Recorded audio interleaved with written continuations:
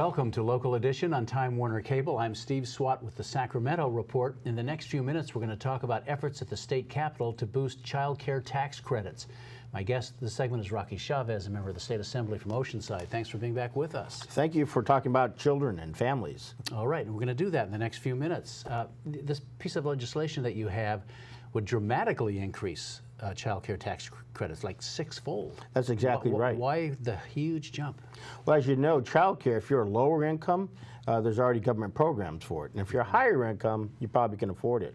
But if you're that average middle-class couple making between $70,000 and $90,000 with a kid in child care, this is for them because there's no programs for them. So this will increase it. It only goes about $1,200, but that's a lot of money for a young starting family in child care. Would you expect to run into some political headwinds here, because eventually this legislation would have to get through the governor? And just last October, he vetoed 9 different tax credits, and his argument is that California's budget still is somewhat fragile, and we have to look ahead at a possible recession, and so he's concerned about all these tax credits.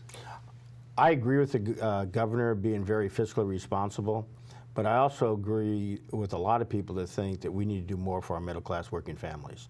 And this is allowing people who are paying into the system, who have good jobs, to make sure their children are in a quality child care program. So they can continue to work. They continue to work and continue to pay taxes and continue to grow the revenue that the governor loves to spend. Okay.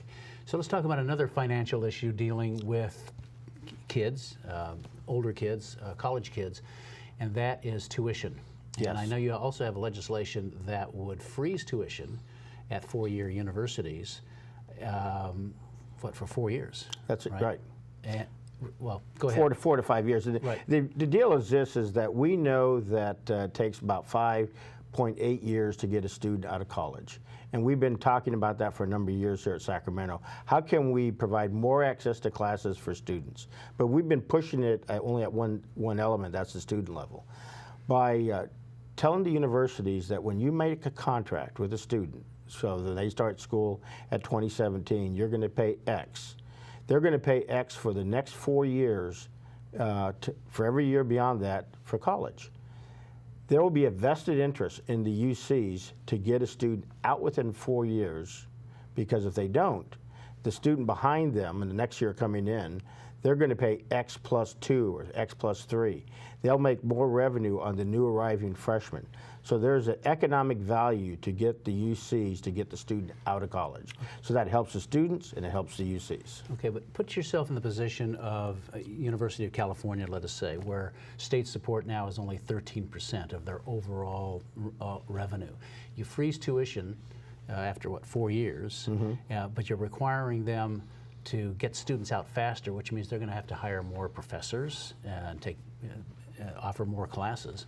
I mean, you're putting them in a potential real squeeze. I'm putting them in. I actually using capitalism to move them forward. That there's a vested interest to them to get that first class out.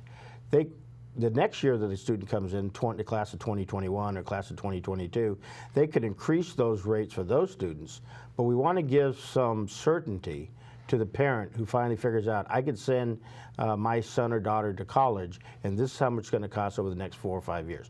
They'll have certainty.